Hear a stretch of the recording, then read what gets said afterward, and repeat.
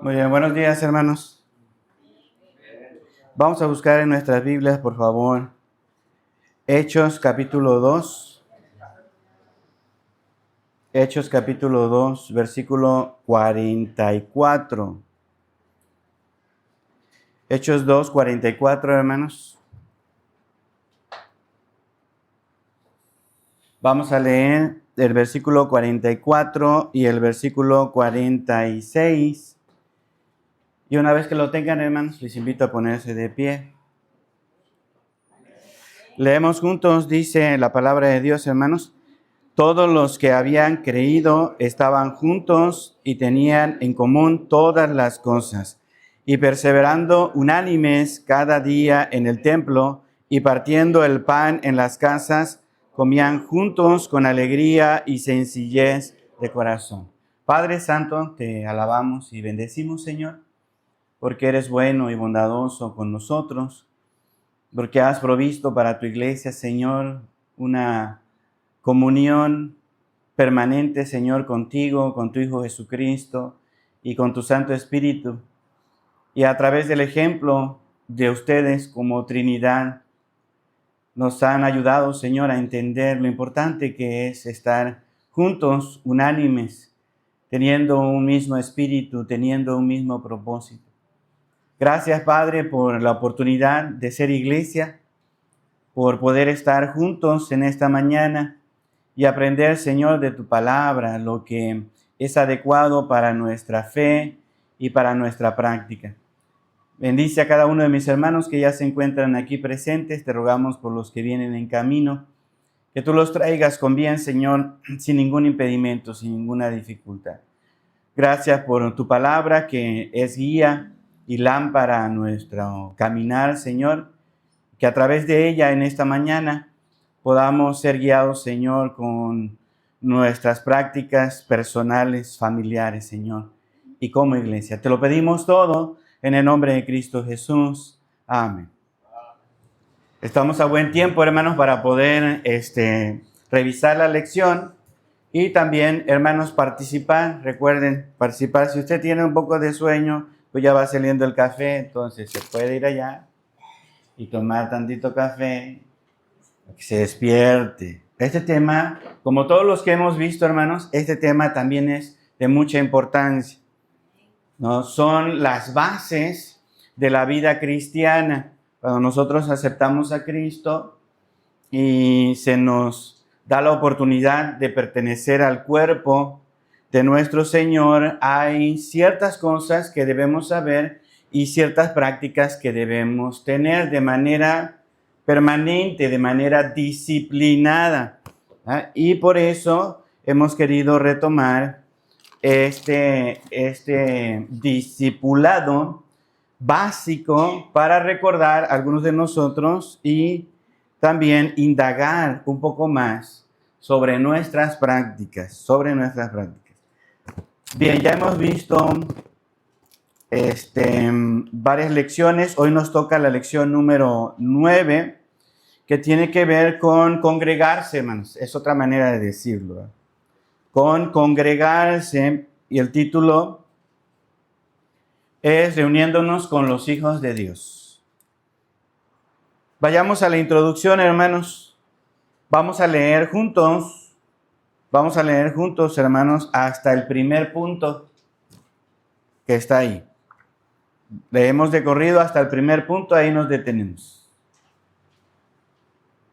¿Sí? Leemos juntos, dice: cuando los primeros creyentes pusieron su fe, ellos fueron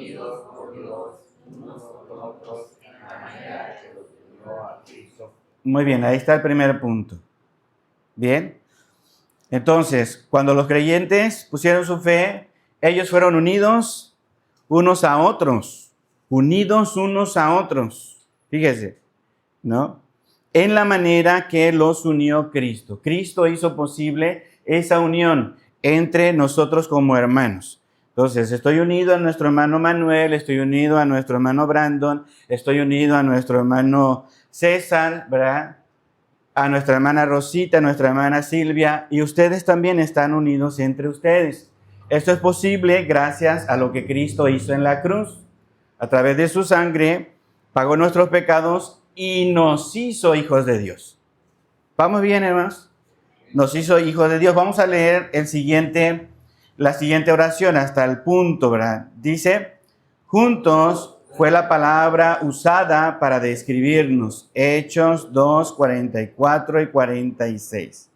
Bien, continuamos. Los creyentes se necesitan. Muy bien, se necesitan, hermanos, unos a otros. Nos necesitamos unos a otros. No podemos vivir de manera aislada, nos necesitamos. Y todos, dice aquí en la introducción, ¿necesitamos de quién? Todos necesitamos de Cristo, ¿verdad? Muy bien, seguimos en la siguiente oración. Dice, necesitamos vivir. Otra vez empezamos, hermanos. Todavía no escribimos nada, así que no deben estar distraídos, ¿verdad? Luego, por escribirnos, nos atrasamos un poco. Juntos, hermanos, dice. Necesitamos vivir y compartir nuestra vida con Él. Muy bien, necesitamos vivir y compartir nuestra vida con Él. Siguiente, hermanos.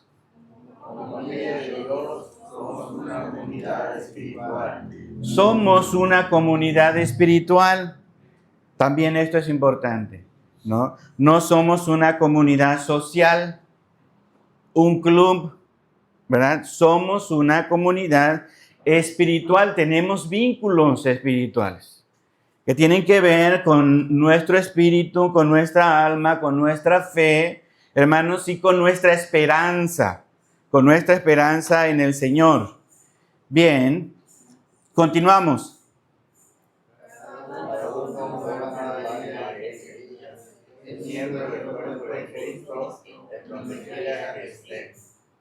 Primera de los Corintios 12, 26. Muy bien. Lo último, hermano César, léanos la última parte de esta introducción. Esto también se intenta expresar en la comunión de la iglesia local. Muy bien. Cada uno forma parte de ella, es miembro del cuerpo de Cristo, donde quiera que esté. Esto también se intenta expresar en la comunión de la iglesia local. La comunión de la iglesia local. Entonces, hermanos, ¿de qué vamos a hablar en esta mañana? De reunirnos, muy bien, con nuestros hermanos, con los hijos de Dios, muy bien. ¿Qué más?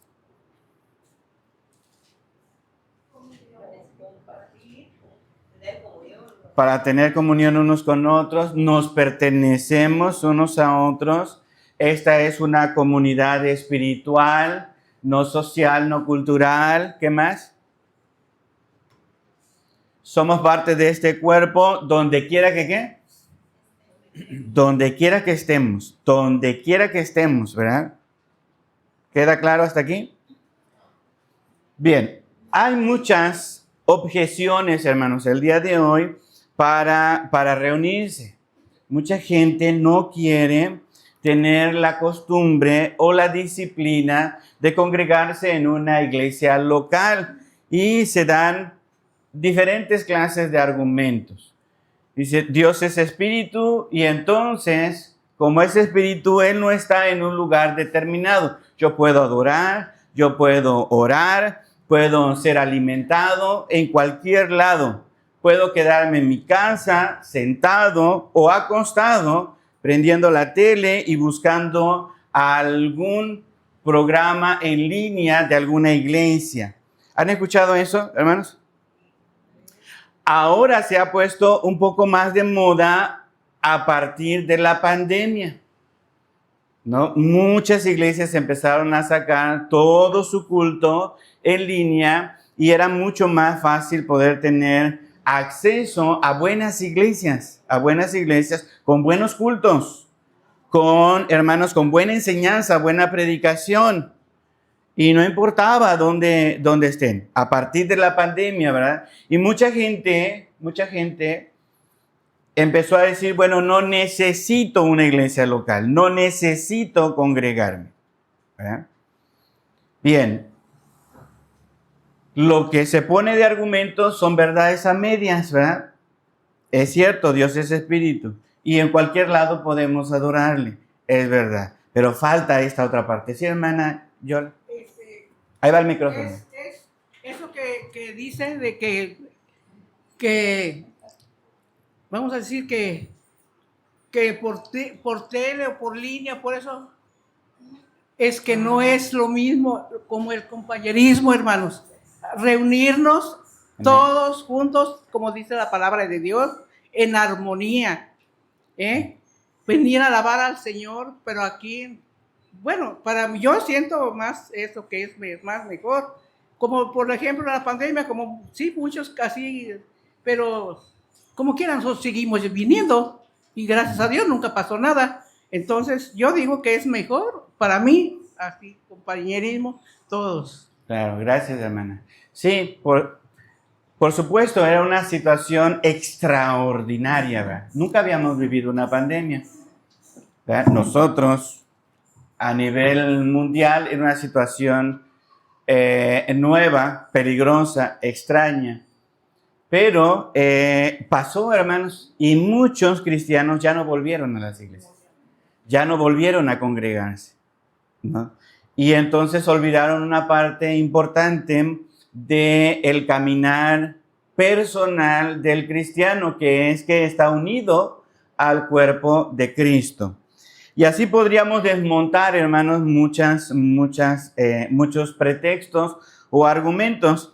Vamos a centrarnos entonces en la clase para que nosotros entendamos lo que dice Dios a través de la Escritura y cuál debe ser nuestra práctica. Bien, primera pregunta, hermanos. Cuando la gente creía en Cristo y se bautizaba, ¿a dónde era añadida? Y luego dice, en su opinión, ¿por qué era así? Hechos 2, 41 al 47, hermanos. Leemos el texto y después contestamos. Hechos 2, 41 al 47.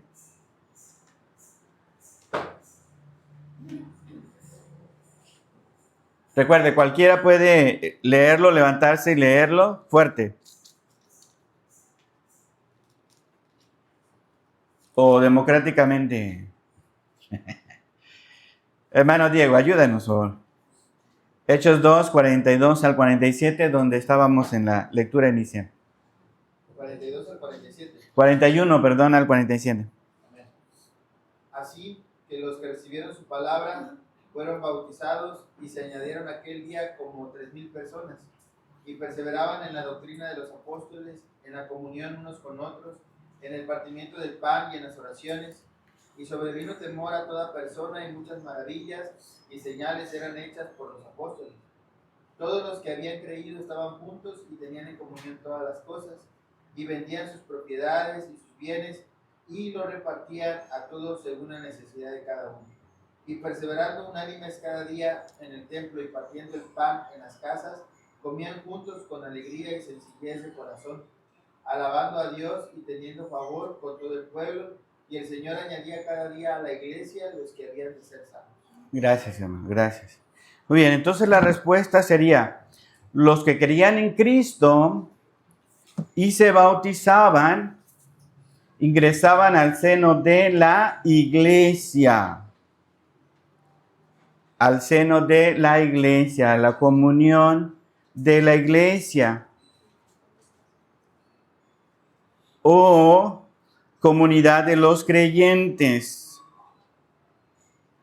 Aquí nos da una razón, porque necesitaban la comunión de los hermanos y la protección de líderes maduros.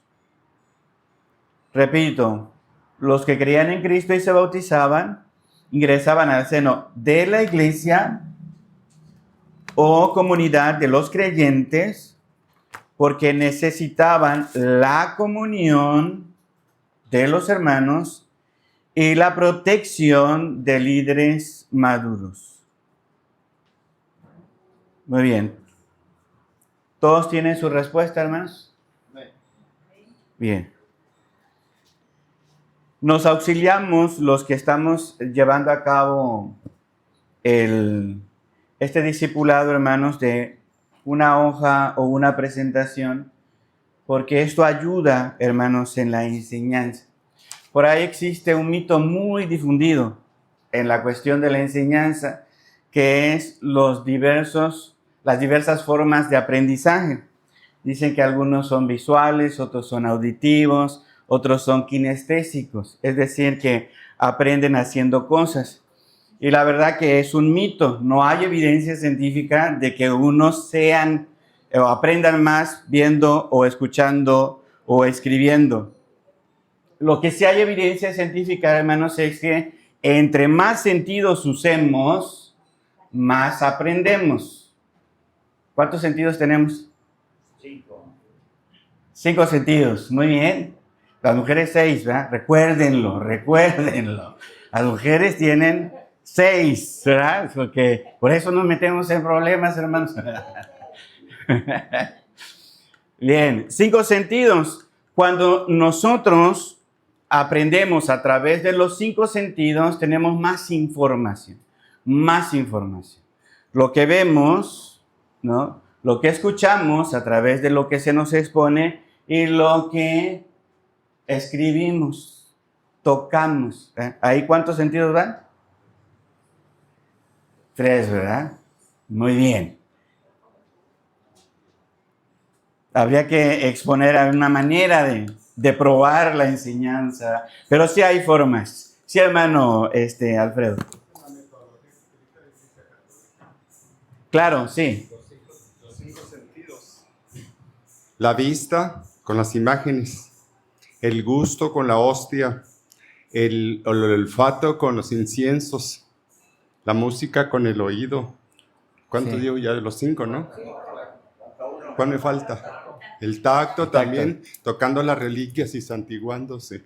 Entonces, los 5 métodos es infalible que la gente se hace una costumbre porque porque lo está practicando. Sí. Es más, hasta el hecho de persignarme, para mí me costó mucho quitarme ese hábito. Sí, Martín Lutero lo practicaba, el persignarse. Sí es una metodología poderosa porque entra por todos los sentidos. Y es algo, hermanos, que Dios lo hizo así. Dios lo hizo así. Tenemos muchos ejemplos en la Biblia donde podemos ver cómo Dios usaba estos recursos. Y bueno, hay que usarlos para doctrina correcta, ¿verdad? Para doctrina correcta. Y si no nos damos cuenta, pues entonces, pues otros grupos nos van a llevar la delantera. Bien, entonces, por eso escriban, hermanos, escuchen, hablen ustedes, participen, vean en el texto bíblico. Bien, aquí ya se nos dio una razón, porque necesitaban la comunión de los hermanos y la protección de líderes maduros. 2 razones. En su opinión, dice, ¿por qué era importante que ellos se reunieran, que se añadieran a la iglesia o a la comunidad de creyentes? ¿Por qué era importante? Aparte de esto que ya se mencionó aquí. ¿Alguien quiere comentar, hermanos? Hermana César, hermana Bárbara. Sí. Es que son uno, hermanos, son uno. Bueno, yo quisiera comentar que he visto que a la iglesia la ponen como una mesa. Ya ve que la mesa tiene 4 patas y una mesa sin 4 patas pues no es estable, no se equilibra. Entonces, de hecho aquí dibujé la mesa. Las 4 patas para que la iglesia esté bien, se necesitan esas 4 patas, que es lo que vimos ahora en lo que leímos de Hechos 2 al 41 al 47. Una de las patas pues es la enseñanza apostólica. Sí. Tenemos que regresar, ¿no? Bueno, como veíamos, ¿no? Hay muchas iglesias que sus enseñanzas se salen mucho de lo que realmente los apóstoles predicaban. Entonces, la iglesia tiene que tener la enseñanza apostólica, la oración la comunión y el partimiento de pan. Ujú. Y hace rato usted preguntaba por qué era necesario congregarse. Y pensaba que la comunión, bueno, en la iglesia deben de haber esas 4 cosas para que sea, es el modelo, ¿no? Del Nuevo Testamento de los apóstoles. Y la comunión, como decíamos la otra vez, es de suma importancia. Cuando decía, ¿no? Que la cruz, los barrotes de la cruz, está la comunión de nosotros personal con Dios, que es de suma importancia, pero también es de suma importancia la comunión con los hermanos. Y si no, yo me quedo en mi casa, por ejemplo, viendo una predicación en línea, no estoy cumpliendo esta parte de la comunión con mis hermanos. Sí, claro. Y la Biblia nos enseña, ¿no?, la importancia de amar a nuestros hermanos, de amar al prójimo. Y aquí en la iglesia es donde vamos a practicar el amor, la tolerancia, la paciencia, el perdón. Muy bien. Entonces, de verdad que sí es importante. Esta es una escuela, ¿no?, para que nosotros podamos irnos perfeccionando cada vez y pareciéndonos más a Jesús, porque si estoy en mi casa, ¿quién me va a ofender? ¿Qué defectos voy a ver, no, en mis hermanos? Y necesitamos estar plantados aquí para poder parecernos más a Cristo. Muy bien. Gracias, hermano. ¿Puede pasarle el micrófono a la hermana Emilia para que nos lea la siguiente pregunta? Muy bien. Siguiente pregunta. Pregunta número 2, hermanos.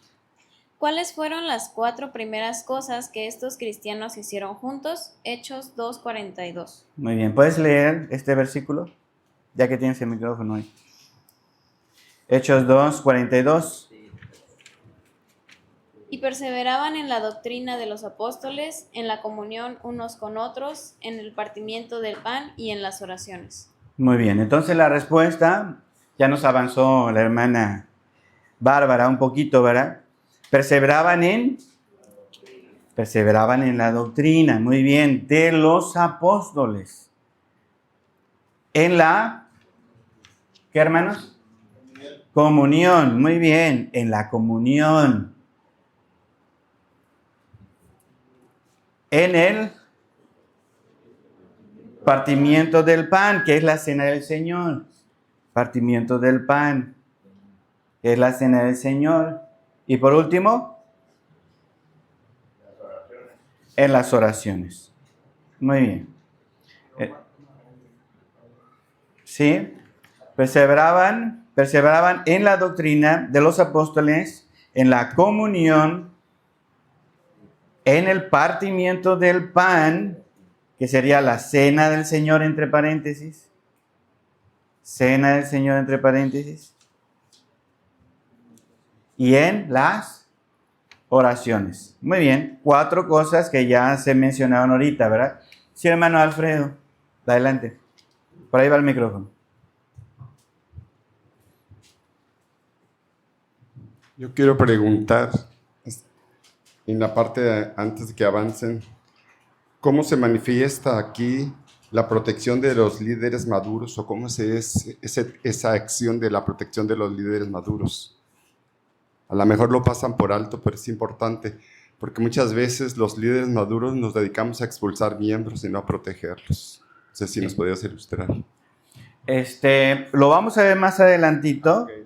Lo vamos a ver más adelantito, pero podemos adelantar con lo que dice aquí, que al perseverar en la doctrina de los apóstoles, significa que ellos sean los responsables de la clase de enseñanza que se iba a dar y que los hermanos debían creer. Al tener una doctrina correcta, guiada por los apóstoles, ya hay un cerco, hermanos, ya hay una protección.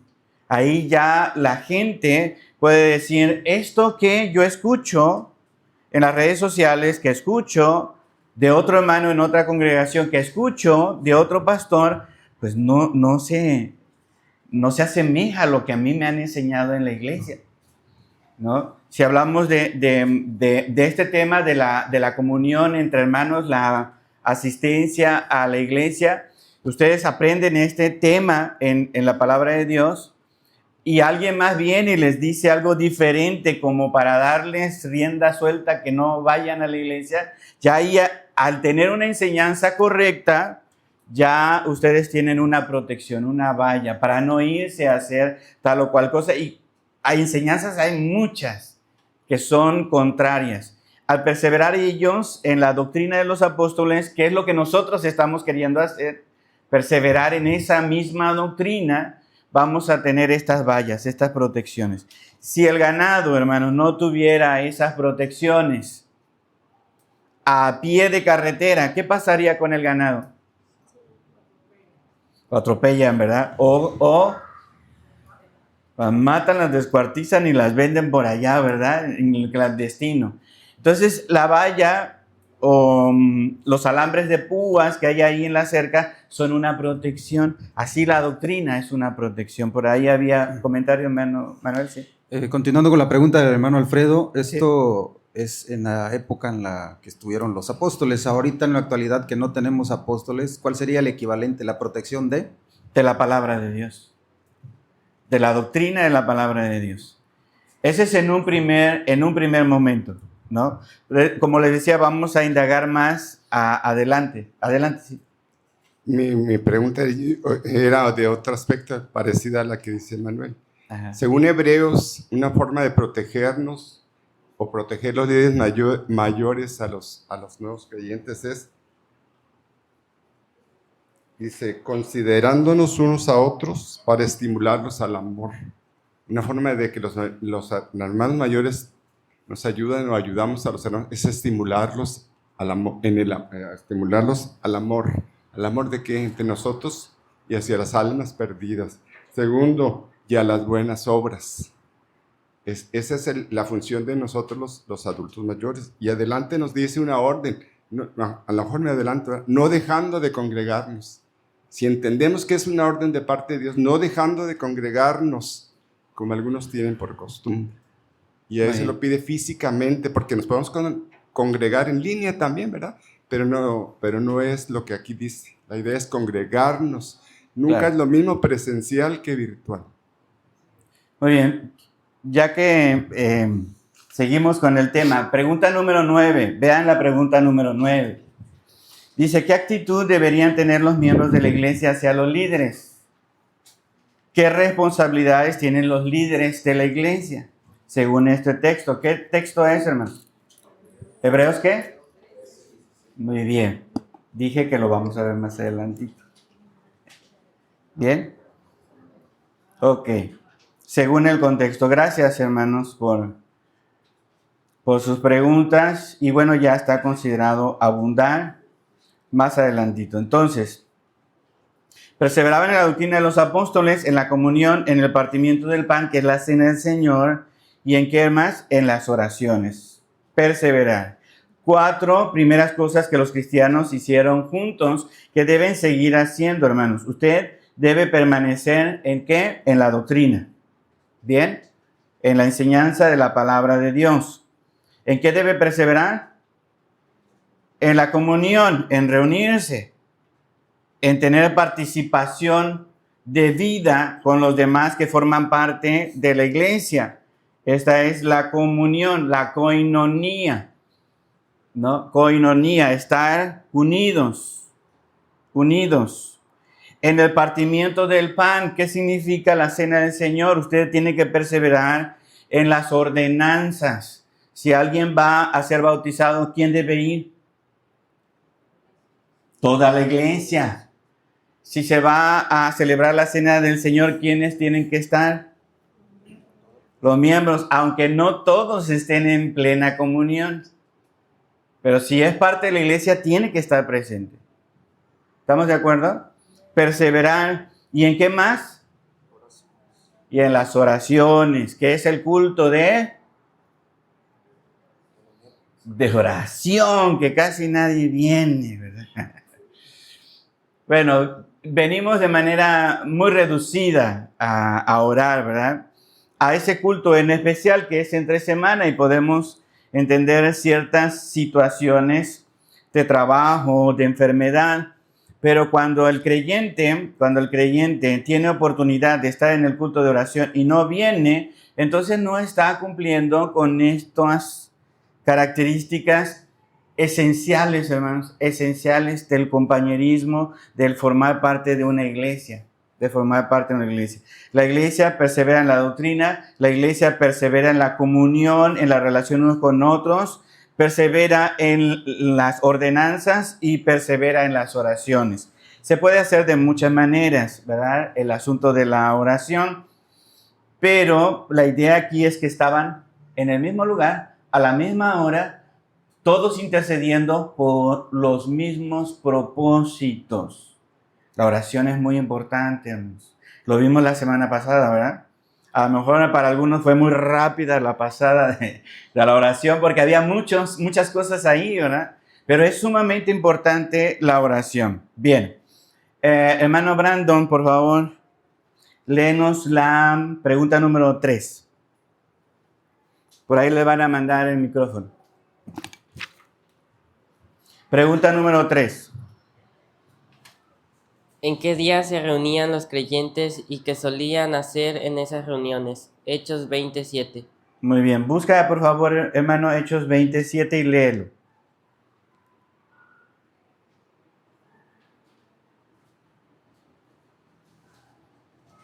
¿En qué día? El ¿Y primer qué solían día de hacer? la semana, Ajá. reunidos los discípulos para partir el pan, Pablo les enseñaba habiendo de salir al día siguiente y alargó el discurso hasta la medianoche. Muy bien, entonces, hermanos, se reunían, ¿cuándo? El primer día de la semana, es decir, el domingo. El domingo, ese es el día que se reunían los apóstoles en el Nuevo Testamento. Celebraban, ¿qué? La cena del Señor. Bien, celebraban la cena del Señor.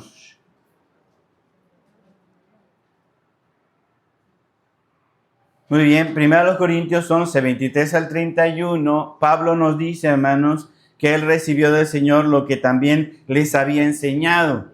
¿Qué cosa? Que el Señor Jesús, la noche que fue entregado, tomó pan y habiendo dado gracias, lo partió y dijo, tomad, comed, tomad, comed. Bien. Hay indicios, ya lo hemos dicho en alguna ocasión, hay indicios fuertes en el Nuevo Testamento de que la cena del Señor se celebraba cada cuándo. Los que recuerdan esta enseñanza. Cada semana, cada domingo. Cuando os reunís, y está hablando ahí del día del Señor, esto no es comer la cena del Señor, ¿verdad? Entonces se reunían el primer día de la semana, es decir, el domingo, y celebraban la cena del Señor. Cuando nos estaban organizando en Maranata, hermanos, de Misión a Iglesia, hubo un hermano que le tocaba responder este artículo de fe.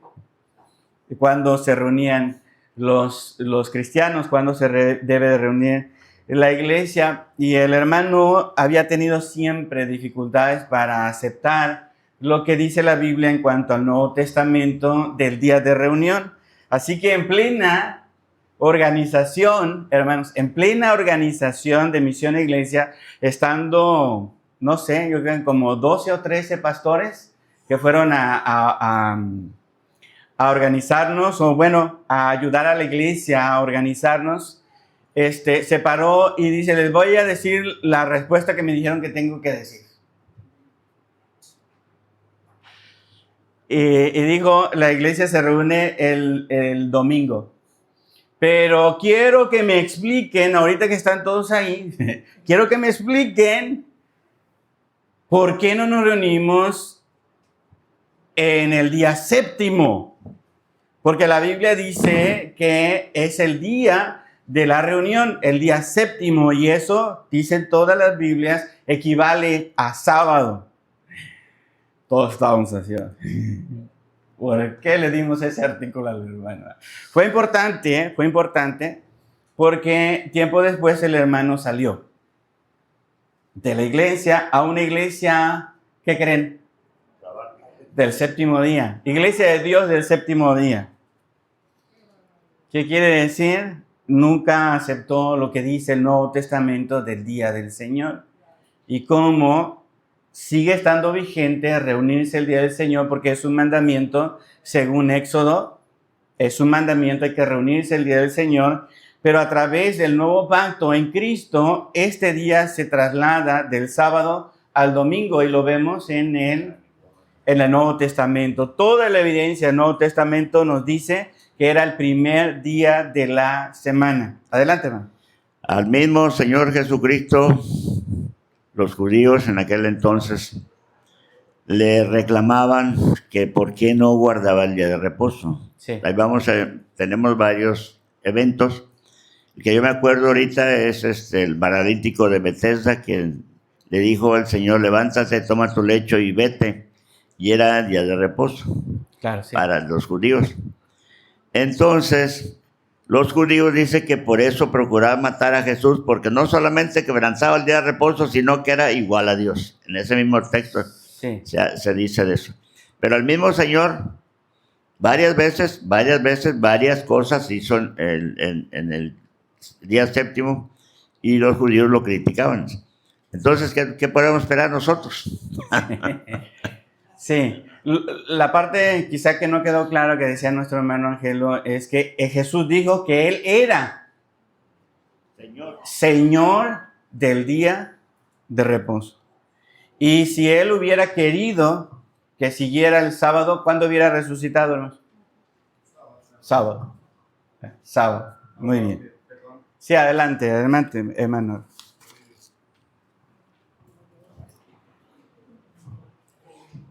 Él les dijo que el día de reposo fue hecho por causa del hombre, no Sí. el hombre por causa del reposo. Del día de reposo quiere decir que el día de reposo está sujeto al hombre, y el que hizo el día de reposo lo cambia a domingo, así es que Claro. ahí está. Sí, gracias, hermano. Sí.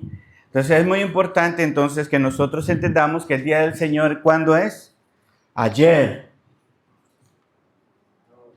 No, ¿verdad? ¿Cuándo?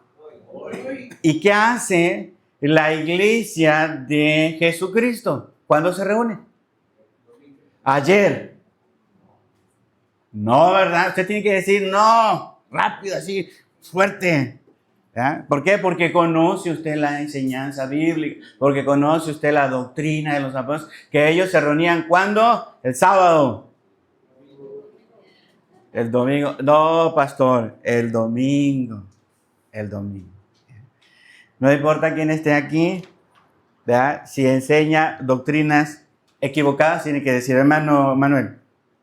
Pero bueno, sería interesante porque definir esto. Nos reunimos en otros días de la semana. Sí. ¿Cuál sería la diferencia del domingo con respecto a esos otros días?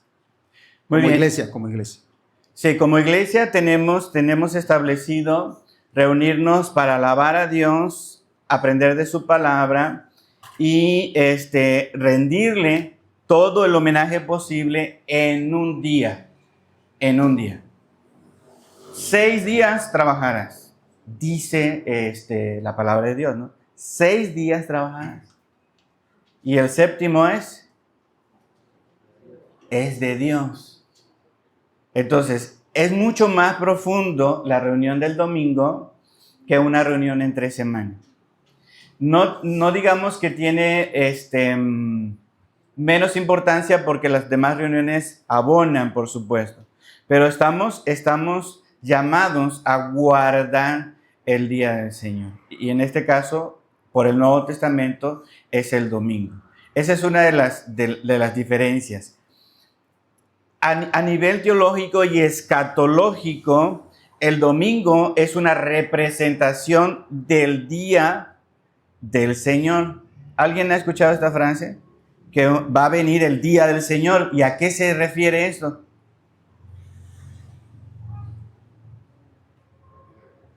A la venida de Cristo, al juicio de Cristo, ¿no? Y entonces nosotros estamos, ¿cuándo ahí dispuestos? El domingo, en el día del Señor. Así que es una predisposición en el día del Señor a recibir al Señor y darle toda la gloria y la honra por los siglos de los siglos? Amén, ¿no? Entonces, entre semana podemos tener otras clases de reuniones y podemos hacer otras cosas más. Pero cuando hablamos del domingo, tenemos que guardarlo. Ahí entraríamos a un tema un poquito más profundo. ¿Cómo se guarda el día del Señor? ¿No? Y entraremos en las diversiones, entraremos en las reuniones familiares, entraremos en los viajes, entraremos en ir a la playa y otras cosas más, ¿verdad? Pero nos bastará en esta clase decir que el día del Señor es sumamente importante y va más allá de la mera reunión de 2 horas aquí en la iglesia. Entre semana podemos tener otro tipo de actividades que no necesariamente se enfocan en nuestro Dios, pero el domingo sí es sumamente importante que nuestra mente, nuestro espíritu, nuestro cuerpo incluso esté dispuesto para las cosas de Dios, guardando el día del Señor, sí. ¿Cuál es la diferencia etimológica entre el sábado nuestro y el sabbat? Primero, sábado nuestro, ¿de dónde se origina? Y el sábado que dice la Biblia. Ese sería importante recalcar. ¿Y a qué equivale el domingo? Porque domingo significa, en nuestro lenguaje, significa otra cosa también. Entonces, ¿cuáles serían los nombres? No ahorita, ¿verdad? Los nombres en hebreo que se le dan a lunes, nosotros lunes de luna, martes de Marte, miércoles de Mercurio, así. Entonces, nada más quiero que me contestes la diferencia entre el sábado nuestro y el origen, el significado de sábado en nuestro español y sabbat en el hebreo. Claro. Pues no me sé la respuesta. Es que sábado es descanso, el sábado es descanso y sábado es el día de Saturno. Por favor, el micrófono. Porque si sabe la respuesta, es mejor que la escuchemos completa. ¿Verdad? El sábado significa descanso, cese de hacer, y nuestro sábado significa el día de Saturno. Saturno, sábado. Domingo es el día de Dios, ¿verdad? El día de Dios. El lunes de la luna, lunar, luna. Martes de Marte, miércoles de Mercurio, jueves de Júpiter, viernes de Venus. Entonces, nada que ver. El sábado que ellos quieren celebrar los sabatistas. Entonces, si en hebreo el sabat coincide, no sé, si coincide con nuestro sábado nuestro, sería otra cosa. Pero el descanso, por ejemplo, si nosotros empezamos la semana laboral el lunes, ¿cuál es nuestro descanso? El sábado. Si empiezo el martes, ¿cuál es nuestro descanso? Y así se va. A los que trabajan en turno saben cómo se va haciendo el descanso, porque lo importante es el descanso para el hombre. Hizo 6 días y descansó el hombre. O sea, el hombre, no Dios. Esa es la importancia crucial. Muy bien. Sí, hay respuestas, hermanos, que yo no las tengo. Aunque tenga yo ciertos conocimientos, no, o sea, no soy como GPT. No me sé todas las respuestas. Y a veces son algunas de sus preguntas muy específicas y pues no recuerdo. Entonces, pero lo vamos a anotar, ¿verdad? Para profundizar en la respuesta que nos dio el hermano Alfredo. Si usted cree que tiene alguna pregunta con su respuesta ya, compártanla en forma de opinión para que así avancemos, porque no siempre es fácil para mí. Y yo creo que para los que se separan acá, estar como, sí, sabiendo exactamente cómo están pensando todos, ¿verdad? Desde qué línea están indagando. Bien, vamos a la siguiente pregunta, por favor. Bueno, a la respuesta, sí. Sí, adelante. Yo voy a decir algo. Sí. Yo soy un poco, muy retardataria, pero al hermano Alfredo no entendí ni papa. Al hermano Alfredo no entendí. Sí. Ni papa. Discúlpenme mi ignorancia, pero así, no, como que... Como que se Sí, enreda la es que, mire, también quizá es un poquito de mencionar esto, ¿no? Que cada uno tiene una historia de vida con un cierto tipo de aprendizaje y un bagaje distinto. Entonces, cuando vamos a la Biblia o a una lección, desde ese bagaje, nos enfrentamos a esto. Y nos saltan dudas, preguntas entre lo que sabemos e ignoramos. Entonces, cada hermano tiene cierto conocimiento, cierta experiencia y ciertas dudas. Por eso es que es diferente, ¿verdad? Aunque yo pueda estarles hablando sobre algo, cada uno va a captar de formas diferentes, debido a su aprendizaje, su conocimiento y sus intereses, porque son intereses diferentes, ¿verdad?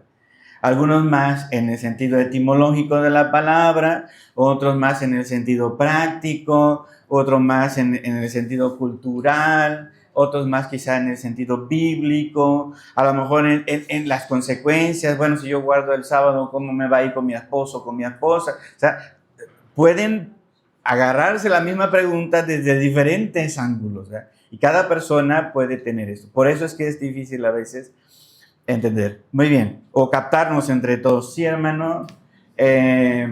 César, después nuestro hermano Diego. La respuesta decía, se reunieron el primer día de la semana, es decir, el domingo, celebraban la cena del Señor. Mi pregunta es, ¿por qué no celebramos todos los domingos la cena del Señor? Tengo esa duda. Sí. ¿Alguien quiere responder esto, hermanos?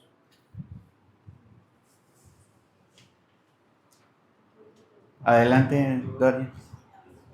Si no mal recuerdo, creo que fue un acuerdo que se tomó como parte de la sociedad de aquí, de la iglesia, ¿no? Que cada inicio de mes se iba a celebrar la Cena del Señor. Creo que también se había tomado, o se había considerado cada 2 meses, o también, como mencionó el hermano, cada domingo. Pero creo que fue como decisión de toda la iglesia celebrarlo el inicio de cada mes. Bien. ¿Alguien quiere confirmar o desconfirmar eso?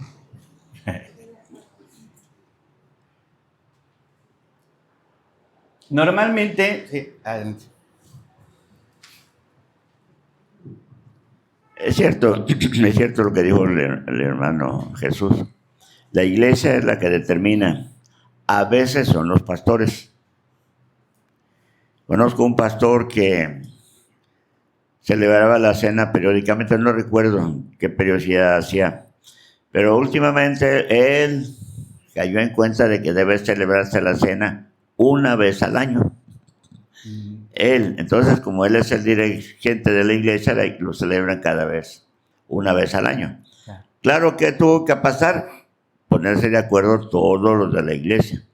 Entonces, eso es lo que hemos hecho nosotros. Celebrarlo cada mes, cada 2 meses, cada 6 meses, depende de lo que la iglesia diga.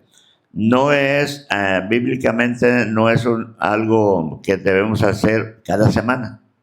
Los apóstoles lo celebraban, pero no dice allí que nosotros debemos celebrarlo de la misma manera. Por eso es que las iglesias determinan la periodicidad en la cual se va a celebrar la cena. Muy bien. Sí, tiene que ver con eso, tiene que ver con el tiempo que la iglesia decide, ¿no? Anterior a un servidor se celebraba pues, cada vez que el pastor decía, ¿no? Como una vez al año o algo así. Cuando llegamos nosotros, la iglesia acordó cada 3 meses. El acuerdo en acta, hermanos, es cada 3 meses. Después yo di una enseñanza sobre la Cena del Señor y la evidencia bíblica de cada cuando se hacía. Y hice esta opinión, porque fue una opinión. Creo que celebrarla cada 3 meses es demasiado tiempo. Y hacerlo cada semana es demasiado pronto. Mi opinión es que se celebre cada mes. Cada mes. Entonces, a partir de esa opinión que yo di, se empezó a celebrar la cena cada mes. Y cuando había alguna dificultad, entonces ese mes no, sino al siguiente. Pero el acuerdo es cada 3 meses. Un servidor lo anuncia por lo regular cada mes. Cada mes. Pero la evidencia bíblica es que ellos lo hacían cada semana y no hay un texto prescriptivo o normativo, así se le conoce, un texto normativo que nos diga tiene la iglesia que celebrarla cada semana o cada 3 meses o cada 6 meses o cada año. No hay en el texto bíblico un texto normativo. ¿Sí? Hermano Diego. Sí, hermanos, el libro de Hechos es narrativo en su mayoría y descriptivo, pero prescriptivo vamos a encontrar por pocos textos como tales. Eso debería de contestar nuestra pregunta respecto por qué se hace cada lunes, cada domingo, o cada mes, o cada 3 meses, porque nosotros vemos en el libro de Hechos una descripción, más no una prescripción de parte de Dios. Y respecto a nuestra hermana Rosita, ¿verdad? Que comenta, es bueno que ella haya hecho este comentario, porque esto ha venido sucediendo en todas las clases. Nosotros debemos de centrarnos, por ejemplo, el título de la lección, reuniéndonos con los hijos de Dios. Y de repente salimos de aquí y hoy se hablaron de tantas cosas, menos del tema. Entonces nosotros debemos siempre de tomar en cuenta esto y volver otra vez. ¿En qué estábamos? Reuniéndonos con los hijos de Dios. ¿Por qué salió lo del Sabbat y el sábado? Porque hay una respuesta aquí que dice que se reunieron el primer día de la semana y de ahí salió todo, ¿no? Es bueno, los comentarios son muy buenos y es importante porque, como bien lo comentan, ¿no? A veces hay alguien que tiene esa duda. Sí. Pero esa no es la clase y como iglesia debemos concentrarnos en el tema. Hay que hacerlos, está bien, pero todos al final debemos acordarnos. El tema es reuniéndonos con los hijos de Dios. Y ya lo demás solamente va a ser más grande nuestro acervo cultural, bíblico. Claro, sí. Sí, hay temas que son secundarios y que se pueden trabajar en otro momento, ¿no? Que se pueden trabajar en otro momento. Y a veces una ilustración lleva un comentario a otro comentario, a otro comentario, a otro comentario, y ya nos perdemos. Gracias, hermano, por la observación. Vamos a continuar en las preguntas y avanzamos. Vean, los creyentes, es la 4, ¿verdad? Los creyentes son colectivamente llamados la iglesia. La iglesia. El significado de esta palabra es aquellos llamados afuera o llamados afuera. ¿En qué manera fueron ellos llamados afuera o aparte? Vamos a ver primera de Pedro, capítulo 2, versículo 9, ¿no? ¿En qué manera fueron ellos llamados afuera o aparte? Primera de Pedro 2, 9. Alguien léalo, por favor. Fuerte. Mas vosotros sois linaje escogido, real sacerdocio, nación santa, pueblo adquirido por Dios, para que anunciéis las virtudes de aquel que os llamó de las tinieblas a su luz admirable. Muy bien, entonces fueron separados de las tinieblas del mundo, ¿no? La respuesta es, fueron separados de las tinieblas del mundo, de las tinieblas del mundo, para conocer la luz del Evangelio de Jesucristo. Para conocer la luz del Evangelio de Jesucristo.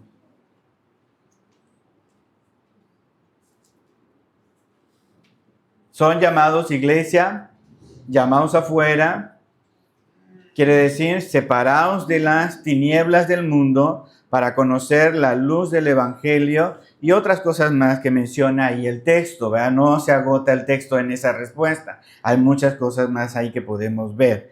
Número 5, hermanos. La iglesia era llamada con frecuencia por el nombre de la ciudad donde estaba.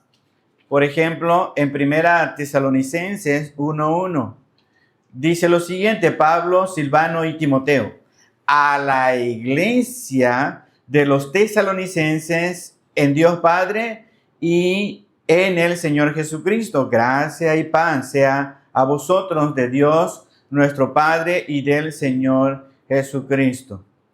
Bien, entonces, ¿cuál es el nombre de la iglesia según este pasaje? De los tesalonicenses. Muy bien, la iglesia de los tesalonicenses. De los tesalonicenses. Según la ciudad. Hay diferentes maneras, ahorita lo vamos a ver. Según la ciudad. Según la ciudad, así la denominó Pablo, ¿no? La iglesia de los tesalonicenses. Número 6, también vemos un grupo de iglesias locales que eran llamados por el nombre de toda una provincia o un estado, algo más grande, no nada más una ciudad, sino toda una región, ¿verdad? En donde se localizaban estas iglesias, ¿cómo se les llamaba en Gálatas 1:22? ¿Alguien léalo? No era conocido desde vista a las iglesias de Judea que eran en Cristo. Muy bien.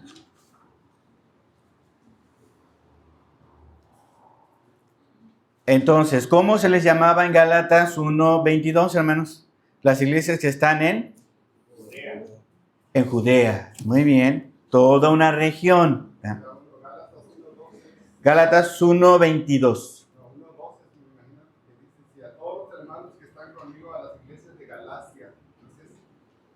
No. En la hoja.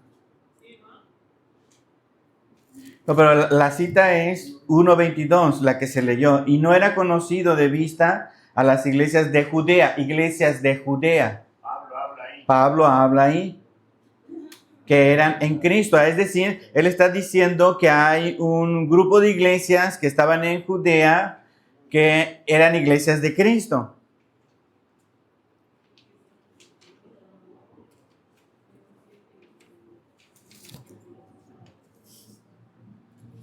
La respuesta es la iglesia de Judea. Sí, según este versículo, si hubiéramos usado el 2, sí. Bien. Oh, ya me perdí aquí. Ok.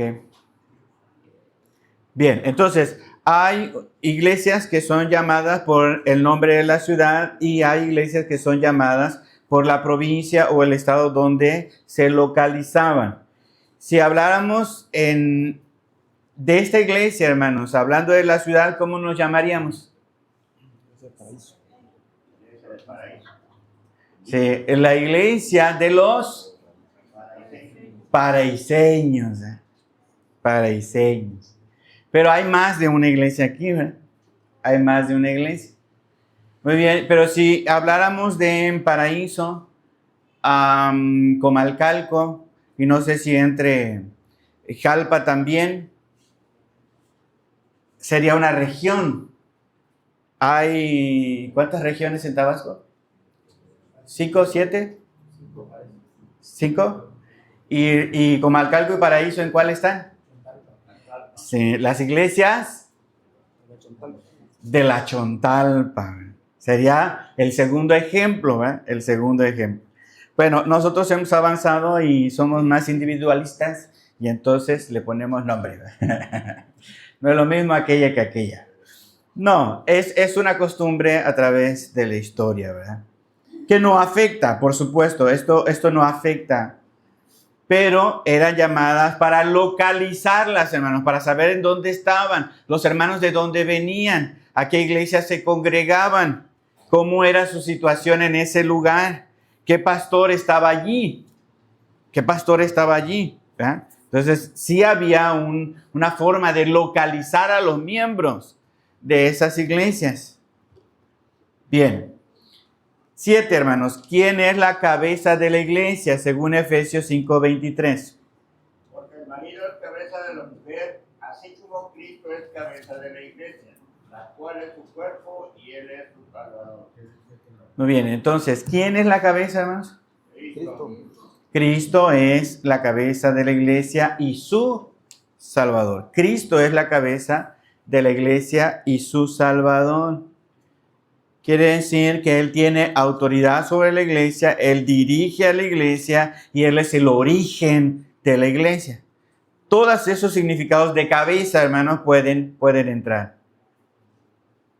Se han usado de diferentes maneras a través de la historia y especialmente en la teología feminista, pero aquí nosotros entendemos que es la autoridad, la guía. Es la cabeza de la iglesia, Cristo. No el pastor, no los diáconos, no los miembros. ¿Estamos de acuerdo? Es Cristo. Bien. Número 8, hermanos, número 8. ¿Cómo se le llama a los líderes de la iglesia local según Hechos 2:17?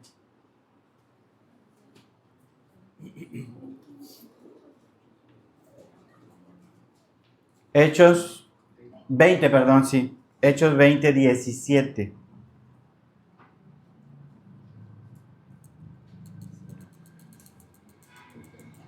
Alguien léalo fuerte, por favor. Hermana Claudia, ¿quieres leerlo, por favor?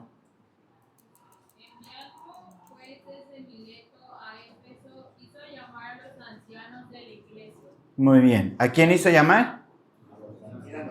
A los ancianos. Tito 1:5, hermanos. Tito 1:5. Por esta causa te dejé en Creta para que corrigieses lo deficiente y establecieses ancianos en cada ciudad, así como yo te mandé. ¿Establecieses qué? Ancianos. Ancianos. Entonces, ¿cómo se le llama a los líderes en la iglesia local? Se les llamaba ancianos u obispos. Muy bien. Ancianos u obispos.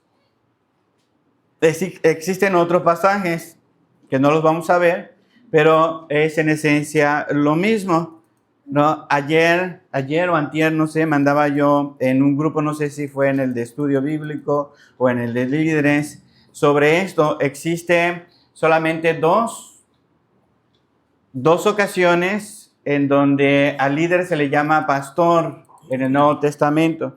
Y existe más de 20 veces que al mismo cargo en el Nuevo Testamento se le llama, ¿cómo, hermanos? Anciano. Y también mandaba yo, ¿por qué entonces en nuestra iglesia no le decimos anciano al pastor? Porque está muy joven, ¿verdad?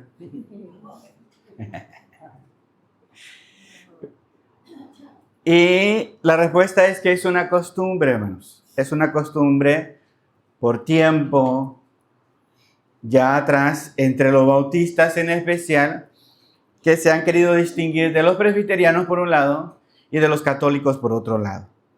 ¿Por qué? Porque llamarle presbítero, pues entonces le va a hacer referencia a los presbiterianos, pero es el nombre que está en la Biblia. Anciano es presbítero. Y aparece más, hermanos, aparece más ese término que pastor. Y obispo sería episcopo, ¿verdad? Que es supervisor, sobredor. Bien. Y así se les llama en el Nuevo Testamento. Bien, aquí podemos hablar también de varias cosas, pero no las vamos a tratar hoy.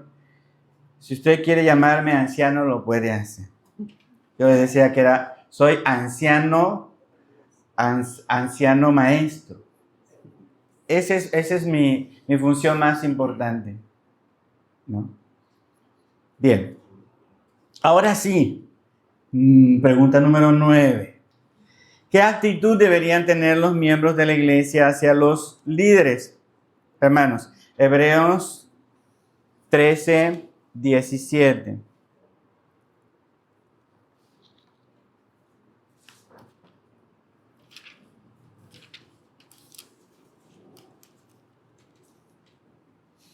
Hebreos 13:17. ¿Qué dice, hermanos?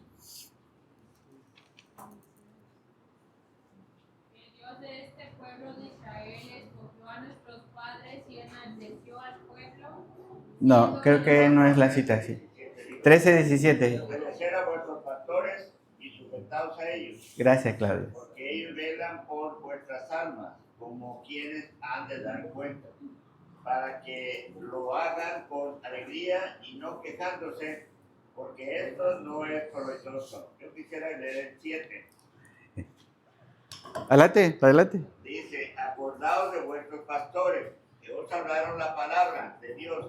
Considerar cuál haya sido el resultado de su conducta y evitar su fe. Adelante. O sea que El micrófono, por favor. Por lo regular los pastores siempre citan Hebreos 13:17. En una ocasión platicando con unos diáconos, no sé si Manuel se acuerde de ese hecho, los puros diáconos estábamos platicando y uno de los diáconos nos decía que por qué no respetábamos al pastor. Entonces yo le leí este texto, ¿por qué los diáconos no respetábamos al pastor? Entonces entonces la conducta del pastor no es buena. Entonces yo le dije una sola pregunta, hermano fulano, ¿el pastor es esto? Sí, dice. No voy a decir qué cosa. Nada más una sola cosa. Pero así como estaba diciendo todas de sí o no. Sí. Hermano fulano, ¿es cierto que el pastor es esto? Sí, dice así, sí. Entonces le digo, ya ves, por eso es que muchas veces no respetamos al pastor porque no es buena su conducta. Bien. La pregunta es aquí, ¿verdad? ¿Qué responsabilidades tienen los líderes de la iglesia? Los miembros deben, según el texto, hermanos. Hebreos 13:17. ¿Qué deben hacer? Obedecer, sí. O deben someterse. Es otra palabra. Ahorita le doy la palabra. Los miembros deben someterse a los ancianos y deben obedecerles. Pues son dos palabras que están ahí. Someterse, ponerse debajo de los ancianos.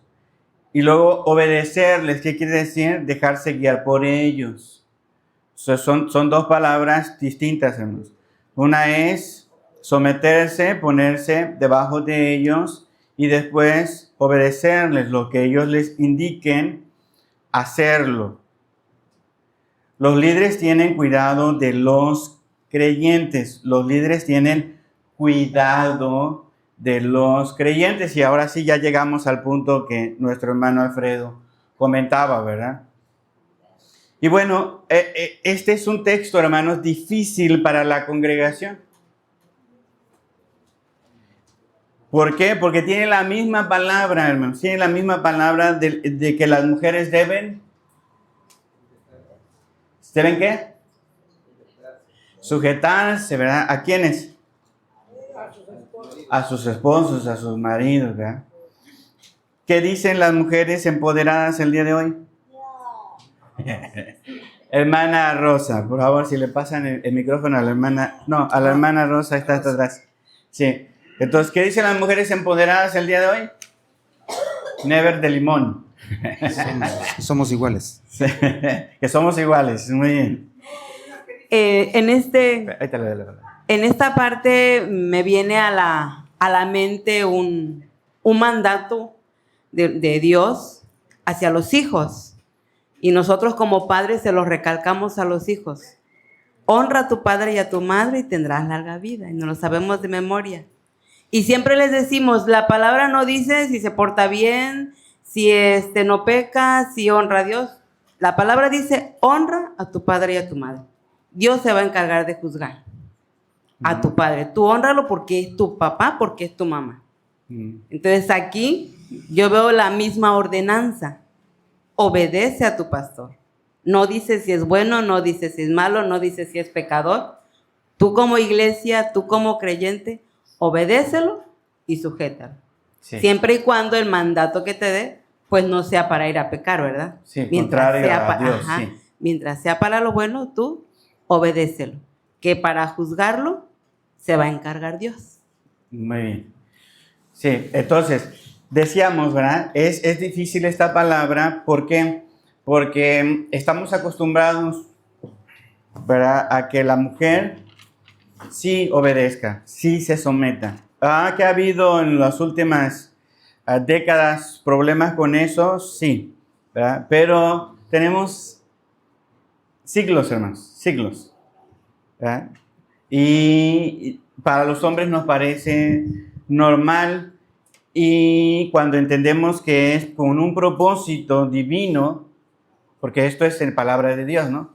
Que la mujer se someta a su esposo, y que el esposo debe amarla y que la debe cuidar como a vaso más frágil. Vemos que es un propósito divino, Dios lo puso así, y que ambos deben cumplir, ¿verdad? Ambos deben cumplir. Entonces, cada uno tiene su mandamiento. El marido tiene su mandamiento y la mujer tiene su mandamiento. Decía nuestra hermana Rosa también, los pastores tienen sus mandamientos y los miembros tienen sus mandamientos. Y mientras no sean para cosas contrarias a la palabra de Dios, tenemos que obedecer. Lo mismo sucede cuando la Biblia dice que debemos obedecer a las autoridades civiles. ¿Estamos de acuerdo? Lo mismo. Pero especialmente a los varones nos cuesta trabajo someternos a otro varón. Nos cuesta. Y si es pastor y tiene muchos defectos, más. Más. ¿No? Por eso me dio gusto que se tomaran los dos versículos, ¿verdad?, de Hebreos 13:17, porque conecta con lo que dice nuestro hermano Alfredo hace rato al inicio. No es un mandato para que los pastores se enaltezcan, para que los pastores sean los chipocludos de la iglesia. Los jóvenes sí me entienden, ¿verdad?, con esa palabra. Los meros, ¿verdad?, que por sus caprichos la iglesia tiene que obedecer. No. Hay una razón detrás de este mandamiento en Hebreos, que por supuesto se ha usado mal, como dice nuestro hermano Angelo, ¿verdad? Pastores lo usan, y cuando le cayó lepra a María y a su hermano, se me va el nombre ahorita, Aarón, ¿verdad? Lo citan mucho para que no se le suban a las barbas al pastor. Los pastores lo citan mucho, equivocadamente.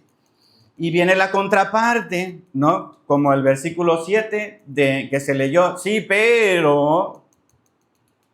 Y eso es una batalla campal entre miembros y pastores. Y nos olvidamos del propósito de este texto en su conjunto. Pareciera que el texto está como desencajado de todo lo que está pasando ahí. Como que está hablando de otra cosa y luego, ¡pum!, le mete el tema de obedezcan a los pastores. Y se abstrae ese versículo del propósito. Y aquí quiero ampliarme un poquito más. Ya con eso vamos a dar por terminada la clase. Los hermanos a los que se le escribió la carta a los hebreos estaban considerando muy seriamente regresar al judaísmo. Los hermanos que habían creído en Cristo, que habían puesto su fe en el Señor, y estaban considerando que la religión en Cristo o seguir a Jesús era demasiado light, demasiado sencillo, como que no estaba tan complejo, tan enriquecido, tan pomposo como la religión judía, porque ahí teníamos esto y teníamos esto y teníamos esto. Y entonces el escritor, hermanos, el escritor a los hebreos dice: Jesús es superior a todo eso. Jesús es superior al templo, Jesús es superior a Moisés, Jesús es superior al tabernáculo, a los sacrificios, y empieza a desmontar, hermanos, empieza a desmontar toda la religiosidad judía, contrastándolo con nuestro Señor y Salvador, que es mucho más excelente. ¿Por qué hace eso? Porque los hermanos hebreos se están regresando al judaísmo. Están escuchando enseñanzas o están recordando enseñanzas que los están desviando de Jesucristo. De Jesucristo. ¿Cuál es el papel entonces de los pastores en la iglesia? Según este texto, contener a los miembros para que no regresen a prácticas o no se vayan a enseñanzas sumamente equivocadas, erradas. Si ustedes ven todo el capítulo, hermanos, les empieza a decir todas las cosas que deben hacer como un muro de contención para no irse, para no regresar, hermanos. Permanezca el amor fraternal, no os olvidéis de la hospitalidad, porque por ellas algunos sin saberlo hospedaron. Acordaos de los presos como si estuvierais presos juntamente con ellos, y de los maltratados, como que también vosotros mismos estáis en el cuerpo. Honroso sea en todos el matrimonio, el hecho sin mancilla, pero los fornicarios y los adúlteros los juzgará Dios. Sean vuestras costumbres sin avaricia, contentos con lo que tenéis, porque Él dijo, no te desampararé ni te dejaré. De manera que podáis decir confiadamente, el Señor es mi ayudador, no temeré lo que me pueda hacer el hombre. Acordaos. Son instrucciones de contención. De contención, ¿por qué? Porque no deben irse al judaísmo. Ya les explicó por qué. Ahora, ¿cómo lo van a hacer? Haciendo esto y haciendo esto. Y entonces apela a aquellos pastores muertos que ya anteriormente les enseñaron el camino de Cristo. Y se los enseñaron no solamente con doctrina, sino con el ejemplo de vida. Por dice, acordaos de vuestros pastores. No dice, vean a sus pastores ahorita. Dice, acordaos. ¿Por qué acordaos? Porque ya no están. ¿Qué significa? Chicharrón con limón. Ya se murieron. Acordaos de vuestros pastores que os hablaron la palabra de Dios. Primera cosa. Considerad cuál haya sido el resultado de su conducta. Aquí está. Y luego, tercera cosa, ¿imitar qué? Imitar su fe, ¿no? Imitar su fe. Jesucristo es el mismo ayer y hoy y por los siglos. Con ellos que estaban como pastores y que ya se murieron, era el mismo Jesucristo. Con nosotros el día de hoy es el mismo Jesucristo. No os dejéis llevar por doctrinas diversas y extrañas, porque buena cosa es afirmar el corazón con la gracia, no con viandas, que nunca aprovecharon a los que se han ocupado en ellas, que es los sacrificios, ¿no? Y entonces sigue la contención hasta que llegamos al 17, otra vez. Ahora, ya no son los muertos, ya no son los pastores muertos. Ahora dice, con los que están vivos, ¿qué les dice el 17? Obedeced a vuestros pastores y sujetaos a ellos, porque ellos velan por vuestras almas. Sí, que van a dar cuenta. Si mi hija no tiene el discernimiento todavía para tomar ciertas decisiones, ¿creen que la voy a poner en esa situación, hermanos?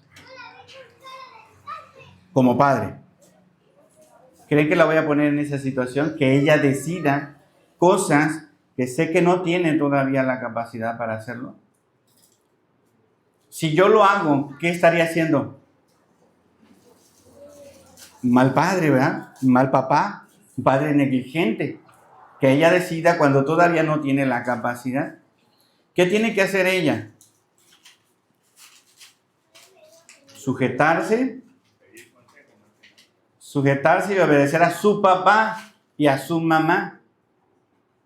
A su papá y su mamá. Cuando ella tenga ya la capacidad de tomar decisiones, salir de casa, entonces ella podrá tomar sus decisiones.